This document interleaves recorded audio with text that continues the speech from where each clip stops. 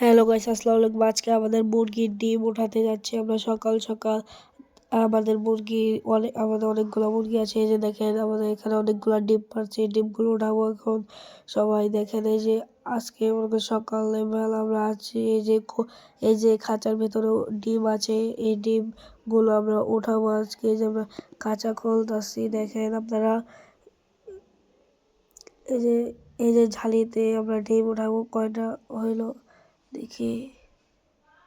একটা, দুইটা, তিনটা।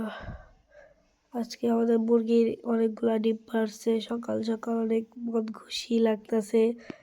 এই ডিমগুলা দেখে ভালোই লাগতেছে।